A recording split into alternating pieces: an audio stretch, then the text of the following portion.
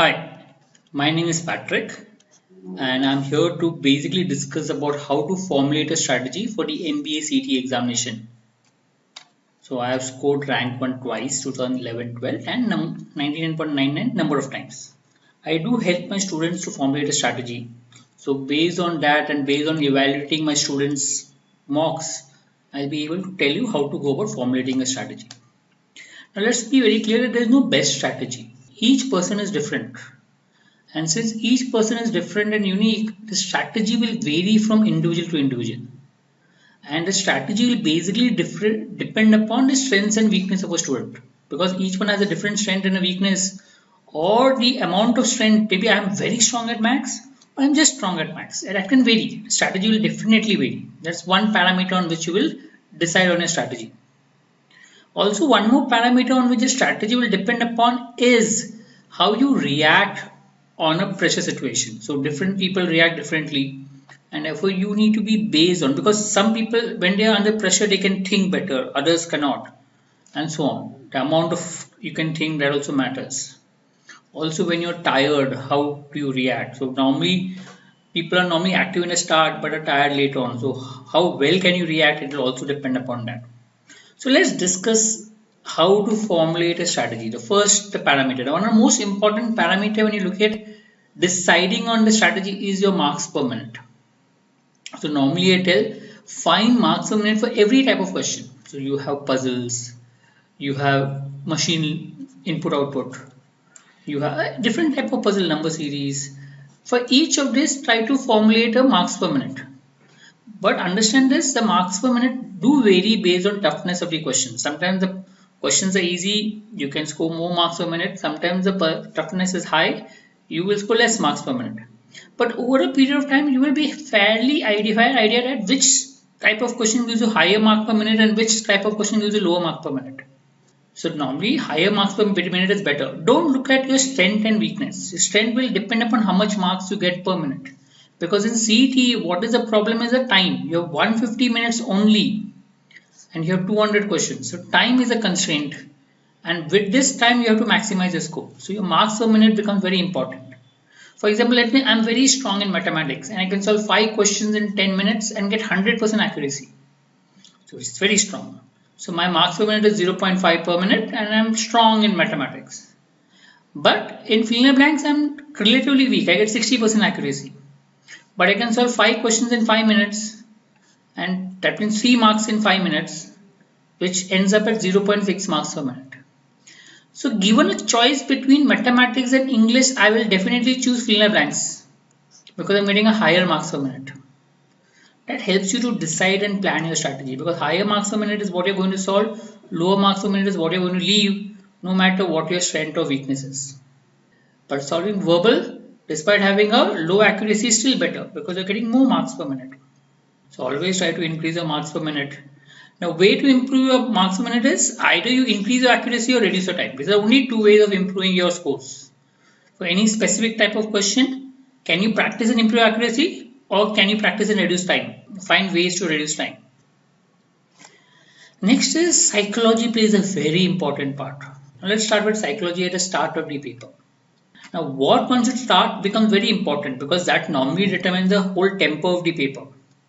For example, if someone starts with puzzles, I have seen this happening. When someone starts with puzzles and you don't get a puzzle, you've wasted 10 minutes without any marks, and then you get stressed.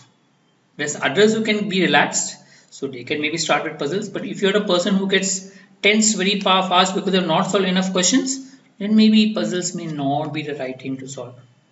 Because puzzles can be really tough, and if it's really tough, it's very difficult to get the answer. So puzzles vary. Some of the puzzles are easy, you can get fast. Some of the puzzles are tough, which will maybe unsolvable. So you need to decide.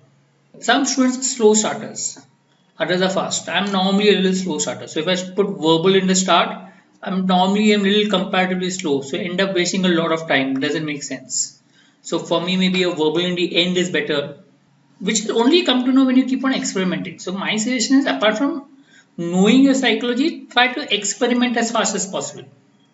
So take one paper with a different start, take some other paper with a different start, and see how you are able to adapt.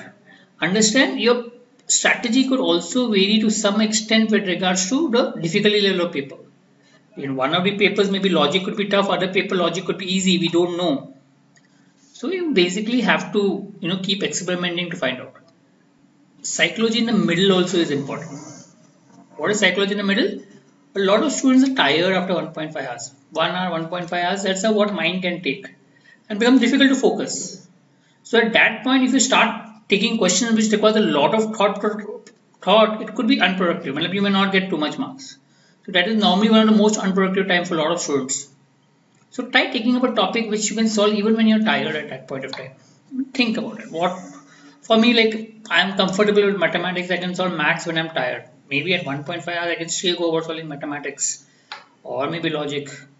Verbal, maybe, I don't know. I cannot think so fast. I'm slow at 1.5 hours and verbal may not be a good area to 1.5 hours. So every person has his own strengths, weakness and what he can do at that tired moment. And then accordingly, again, this will come by experimenting. If you experiment, you will come to know what works when you're in the middle. And same thing in the end. At this point, your stress is at peak. Some students can think, others find it difficult. So normally for me in the end, I can go real fast because you have to just end the paper, right? You're coming to a close. Others find it difficult because they're already tired of 2 hours and it becomes difficult. Again, all the psychology plays a very important part. We normally ignore, but normally I would recommend that after every paper, think of how your psychology has been throughout the examination, start, middle, end. And based on that, try to figure out which questions you can put in the start or the middle or the end. They give you a fair idea about it. So let's look at how to formulate a strategy. The first step is to find a number of questions that you usually attempt. Say that you are solving 140 questions. You need an approximate number of questions that you'll solve in each section. So suppose I'm going to solve 140 questions. I'm just giving an example. I'm going to leave 60 questions. Okay. How will you decide what you're going to solve? It will be based on marks per minute. Wherever you get the lowest mark per minute, you will leave. Wherever you get a better marks per minute, you will solve. So I know these 60 questions, what I'm going to do purely based on marks per minute. Now, once you've identified the 140 questions, let's say you have identified like 40 questions in verbal, let's say 60 questions in logic, something like that. You found out the question. Now allocate a time. So for this 40 questions of verbal, how long will you take? Is 25 minutes sufficient? 60 questions of logic, how long will you take? 17 questions. So same way. So allocate time for these 4 areas. Okay, you already know 140 questions you're going to solve. Allocate a time for each of these sections. I normally analyze my students' marks. So based on that, I have a fair idea what works, what doesn't work. So I've seen a lot of students of mine who spend around 45 to 50 minutes on a quant section, scoring only 20-25 marks. If I'm going to get 1 mark in 2 minutes or 0.5 mark per minute, in 150 minutes, I will end up with only 75 marks. Doesn't make sense. So even if it's a strong area or even if you feel confident the exam is simple, but if you're getting low marks per minute, it doesn't make sense to solve. Then I normally recommend them reduce the time in quant. Solve only 15 minutes of quant. Don't solve more than that. Pick up the easiest ones and solve. And focus the remaining time, give it to other sections where you get more marks per minute. So your allocation of time becomes very important across section. Which section to allocate more time and less time purely depends upon marks per minute. Once you formulate time per section, design the sequence based on psychology. So I'll start with logic, then I'll start with verbal and so on. You have a sequence. Okay, for example, in my case, just by putting verbal to the end, I used to solve verbal in the start, and just by putting verbal to the end, I used to improve by 5 to 10 marks. Because just by putting verbal in the end, I could do it much faster than what I did in the start, and it did not affect my marks in verbal, but I got more time to solve other questions. Can vary. So that sequence of how you solve the questions becomes very important. Considering this sequence, look at different scenarios also. Maybe you put logic first, but understand logic can be tough, logic can be easy. I've known puzzles to be very easy in the exam, you cannot leave it, or I've known puzzles to be very tough, you cannot solve it. Understand your psyche, understand a different pattern. Your strategy should be able to vary based on different scenarios. It is also not necessary when you're forming a strategy that you solve everything in one. For example, if I've given 40 minutes for logic, so you can start maybe logic for 20 minutes, go to other section and then come back to logic for more 20 minutes. You can break up the section based on how you're comfortable. You need not solve all full 40 minutes of logic at one go. One strategy which maybe you can try it out, okay, is I normally tell is you solve all the easy questions from all the sections first. I mean, leave out the tough ones. Whatever is only very easy, solve. So idea is you've gone to the entire paper, you've solved the easy questions, and you'll have a fair idea about the difficulty level of each section. And because you have a fair idea of difficulty level of each section, you know which section to go back to. The reason I tell you this because last couple of years has been little dicey. I mean, last year logic was easy, but maths was tough. 2 years back, maths was easy, but logic was tough. So in the start, if I allocate more time to a section which is tough, I may not have enough time for a section which is easy. So yes, but you will know what works, what doesn't work, only if you keep experimenting and finding out what strategy works for you. It is important that after each mock you reevaluate your strategy and how you could do a better strategy. Think, find out, okay, in this thing, this paper I solved, this strategy worked or this thing does not work. Okay, my start worked but my end did not work. Or when the paper is tough, something different happened. So for every paper that you write, please write down a small write-up about your strategy, what worked, what did not work. That will give you a fair idea about a strategy. And this before the exam, maybe you can go through it so you know in different scenarios how you need to react. Normally I say once you finalize a strategy, try for 3 different mocks before you reject or accept it. Because you form a new strategy, it may not work in the first mock. Only when you try it for 3 times, then you realize that okay, it is working or not working. Unless you are sure that it will not work.